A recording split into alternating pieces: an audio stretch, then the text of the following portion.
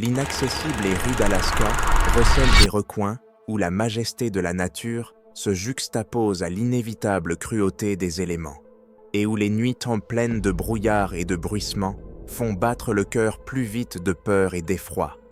L'un de ces endroits est le village abandonné de Portlock, dont l'histoire sinistre est entourée de mythes, de légendes et de tragédies qui laissent une empreinte profonde dans la mémoire de quiconque ose apprendre la vérité sur ce coin maudit. Ici, sur un rivage usé par le temps, une colonie autrefois prospère s'est transformée en un lieu d'horreur indicible, où les gens disparaissaient dans des circonstances mystérieuses, et où les corps, retrouvés, étaient mutilés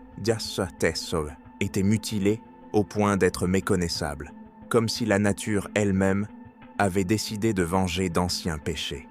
La taïga brumeuse qui enveloppe ces terres émet des sons étranges, comme des échos de légendes et de malédictions depuis longtemps oubliées, et chaque bruissement de feuilles suggère que quelque part dans les profondeurs de la forêt sombre se cache quelque chose de maléfique et d'inexplicable. L'histoire de Portlock est très ancienne. En 1785, le capitaine britannique Nathaniel Portlock posa pour la première fois le pied sur cette terre, et son nom est à jamais lié à cet endroit. Son expédition fut la première rencontre documentée avec une région qui devint par la suite le symbole d'une nature sauvage, inexplorée et hostile. Déjà à l'époque, les pionniers sentaient d'âme que cette terre riche et fertile, qui promettait une abondance de poissons, de gibier et d'élan, recelait non seulement des dons naturels, mais aussi une menace cachée qui ne pouvait être expliquée par la logique et la science. Des signes mystérieux, des phénomènes inexpliqués et un sentiment de danger imminent imprègnent chaque recoin de l'endroit, laissant présager des tragédies à venir. Avant même l'arrivée du capitaine Portlock, des explorateurs espagnols s'étaient rendus sur place dans l'espoir de trouver de nouvelles terres à habiter et à faire prospérer. Cependant, leurs expéditions sont entachées de maux inexpliqués et de crises de panique qui s'emparent de tout le groupe. La nuit, alors qu'un épais brouillard s'abattait sur les forêts, les explorateurs entendaient des cris perçants et des sons étranges, presque inhumains, comme si quelqu'un ou quelque chose murmurait d'anciennes incantations. L'un après l'autre, ils quittèrent la terre, ne laissant derrière eux que de vagues souvenirs et des histoires où se mêlaient la peur, le désespoir et les signes inexplicables de la nature. C'est ainsi que sont nées les premières légendes sur la malédiction qui pèse sur ce territoire. Au fil du temps, plusieurs peuples ont tenté de s'installer sur ces terres, y voyant une source de richesse et de grâce. En 1867, des nomades de la tribu Sugbiak, animés par l'espoir d'un nouveau départ, arrivent à Portlock. Ils rêvaient d'y construire leur communauté, de créer un foyer où ils pourraient vivre en harmonie avec la nature et profiter de l'abondance de poissons sauvages, de crustacés et d'élans qui se promenaient librement dans les vastes forêts. Cependant, les rêves de Sugbiak se sont rapidement effondrés sous l'assaut d'horreurs inexpliquées. Un mois à peine après leur installation, les habitants ont été confrontés à une série d'attaques terrifiantes. Pendant les nuits d'or sombres, alors que la forêt était enveloppée d'un brouillard dense et presque impénétrable, d'étranges créatures surgissaient des profondeurs des fourrés, d'une taille gigantesque et d'une sinistrose inouïe, ne ressemblant à aucune autre bête connue. Ces créatures ne venaient bien pas chercher de la nourriture ou des ressources, mais attaquaient les humains, ne laissant derrière elles que des empreintes sanglantes, des habitations détruites et un chaos indescriptible. Étrangement, lorsque le gibier était abondant dans la forêt, ces attaques semblaient temporaires, mais lorsque le nombre d'animaux sauvages diminuait, les créatures revenaient comme des signes avant-coureurs d'un malheur imminent. La peur gagne peu à peu la communauté de Sugbiak et les habitants, ébranlés par cette série d'événements tragiques, sont contraints de quitter Portlock dès 1905, n'emportant avec eux que les récits de ce qu'ils ont vu et de ce qui leur a serré le cœur d'horreur. Mais l'histoire de Portlock ne s'arrête pas là. Au début du XXe siècle, la Terre attire à nouveau l'attention des chercheurs d'un nouveau départ. En 1921, une communauté nomade de Russes alutiques, animée par un rêve de progrès et de prospérité moderne, décida d'y établir une ville où les traditions anciennes pourraient être combinées avec les réalisations du XXe siècle. Ils ont construit une conserverie, une école, un bureau de poste et d'autres infrastructures importantes, dans le but de transformer le village abandonné en un centre prospère. Cependant, même les bâtiments modernes et les technologies les plus récentes n'ont pas réussi à étouffer les voix anciennes provenant des profondeurs de la forêt. Les légendes du Nantenok, une créature mystérieuse, mi-humaine, mi-bête, dont on dit qu'elle a été transmise de génération en génération, reprenait vie. Son récit avertissait que quelque chose se cachait dans les forêts brumeuses de Portlock, qui pouvait laisser des empreintes géantes et rappeler une puissance ancienne avec laquelle il ne fallait pas jouer. Pour protéger leur nouvelle communauté, les habitants d'Alutiiq ont imposé des règles et des précautions strictes. Un couvre-feu nocturne est devenu obligatoire, les rues ont été patrouillées et les installations clés, l'usine, l'école, le bureau de poste, ont été gardées par des équipes entières d'hommes armés. Les jours de brouillard, lorsque le monde semblait enveloppé d'une mystérieuse couverture, les habitants restaient à l'intérieur, écoutant les bruits étranges provenant des forêts, et essayaient de ne pas violer les mesures de sécurité établies, de peur de réveiller un mal ancien. Mais au fil du temps, la confiance grandissante et l'apparente sécurité ont fait oublier les sinistres avertissements et les infractions aux règles sont devenues de plus en plus fréquentes. C'est ce qui s'est passé en 1931 lorsqu'un bûcheron nommé Andrew Clock a enfreint la règle tacite de ne pas s'approcher de la lisière d'une forêt dense et s'est enfoncé dans les fourrés à la recherche de bois de chauffage. Sa disparition a marqué le début d'une nouvelle vague de terreur. Ses amis et voisins, inquiets de son absence prolongée, ont organisé une expédition de recherche, espérant retrouver Andrew vivant. Mais le corps qu'ils découvrent choque même les plus robustes. Andrew a été mutilé au point d'être méconnaissable, son crâne ayant apparemment été écrasé par un lourd traîneau qui semble avoir été projeté à travers la neige et la forêt par une force échappant à tout contrôle humain. Près du corps se trouvaient les restes de ses fidèles chiens, démembrés et cruellement mutilés, ce qui ajoutait de la noirceur et de l'horreur à ce tableau tragique. Cette découverte macabre fut un signal pour toute la communauté. Les forces tapitres dans les profondeurs de Portlock étaient réelles et implacables, et rien ne pouvait protéger les habitants de leurs assauts destructeurs. Déstabilisé, Portlock a continué à créer ses histoires cauchemardesques. Peu après la tragédie d'Andrew Clock, un autre habitant, Tom Larson, se rendit sur la rive de la rivière locale pour couper du bois et préparer des pièges à poissons. C'est là, sur la rive enneigée, qu'il rencontre une créature inconnue qui semble l'observer depuis le fourré lui-même. Devant ses yeux apparut une énorme créature aux cheveux épais, dont les yeux brillaient d'un éclat glacial et artificiel qui pénétrait jusqu'à l'âme.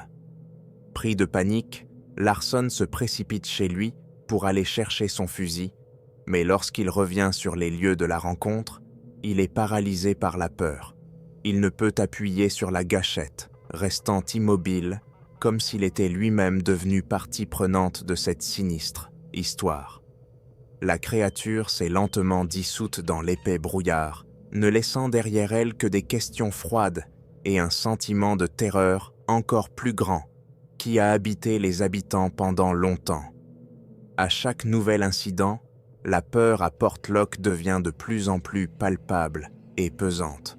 Dans un premier temps, les habitants ont tenté d'attribuer les disparitions et les attaques inexpliquées aux conditions brutales de la nature sauvage, au climat impitoyable et aux éléments imprévisibles. Mais lorsque des corps ont été retrouvés avec de profondes marques de griffes, des membres démembrés et des blessures sans cause naturelle, même les esprits les plus rationnels ont commencé à remettre en question les explications banales.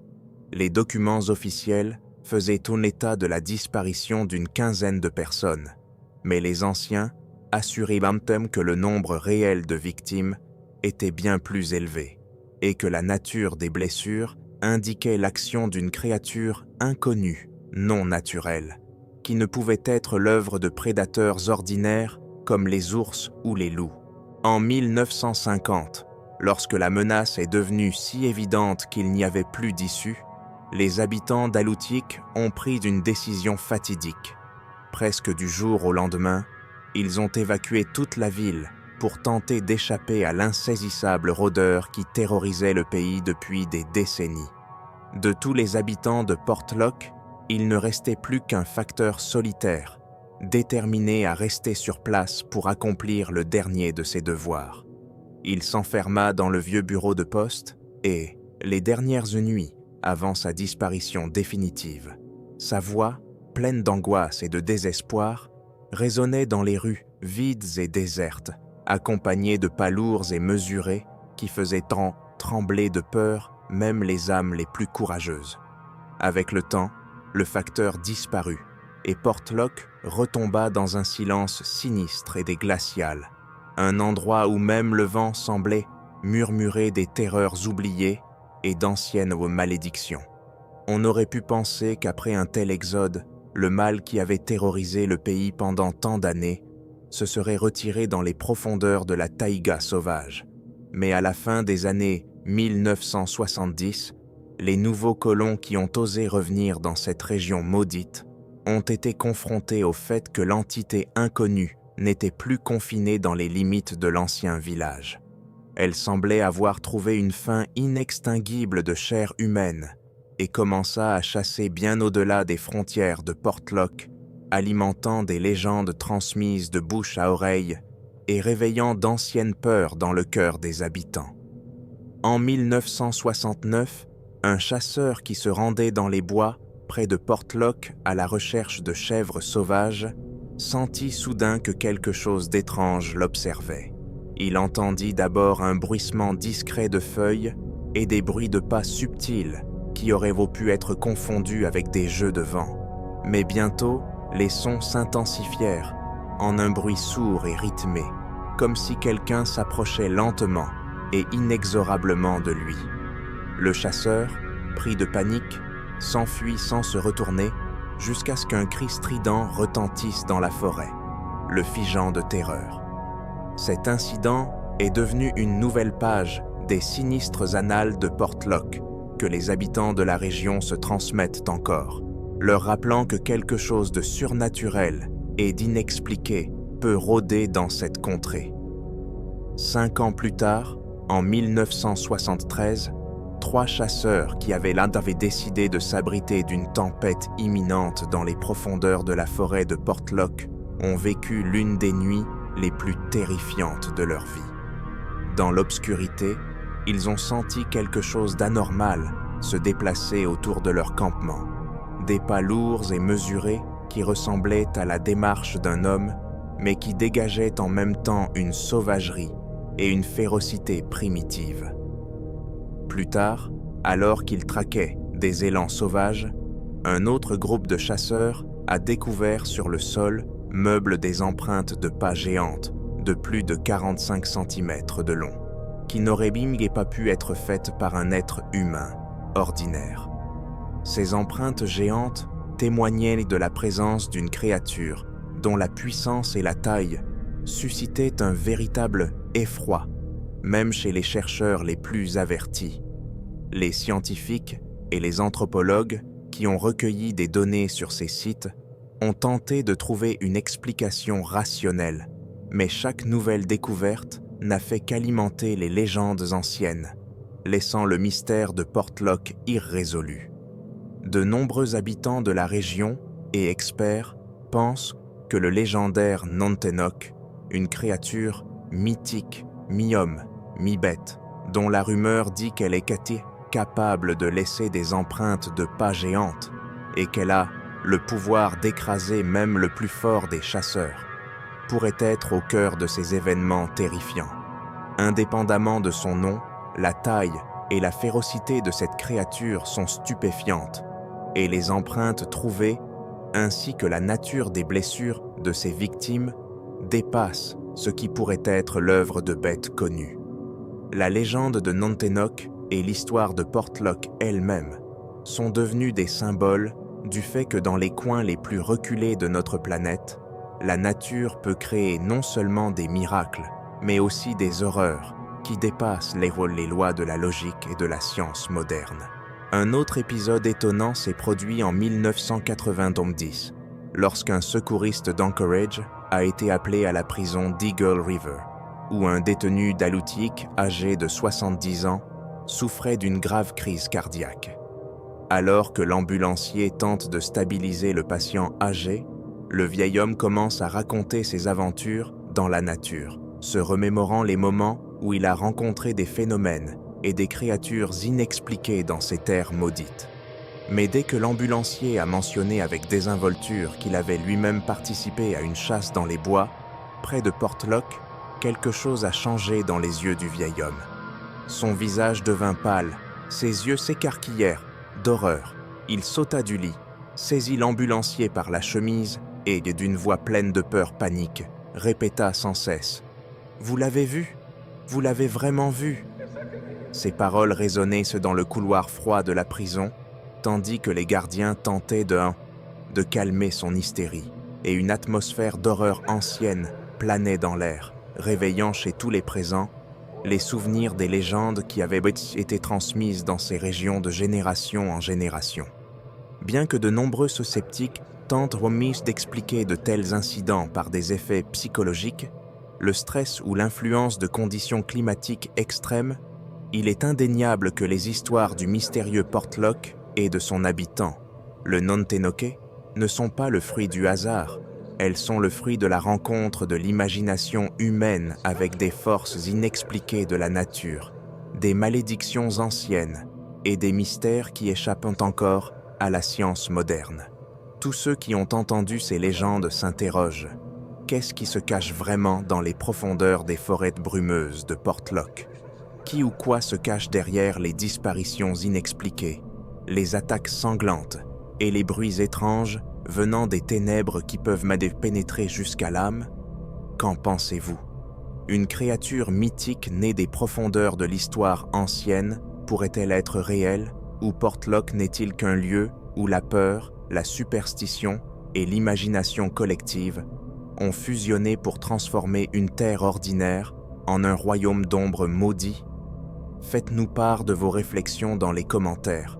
Nous voulons savoir ce que vous pensez des phénomènes mystérieux qui se produisent dans ce coin sombre du monde. Si vous avez apprécié cette plongée dans les sombres secrets du village abandonné de Portlock, si vous avez ressenti un frisson sur votre peau et l'envie d'en savoir plus sur les phénomènes inexpliqués de la vie sauvage, n'oubliez pas de nous donner un like, de vous abonner à notre chaîne et d'appuyer sur la cloche pour être le premier à connaître les nouvelles histoires mystiques, les légendes et les mystères qui peuvent faire battre votre cœur plus vite avec peur et excitation. Merci d'avoir regardé et rendez-vous dans les prochains épisodes où d'autres mystères, phénomènes inexpliqués et histoires nous attendent.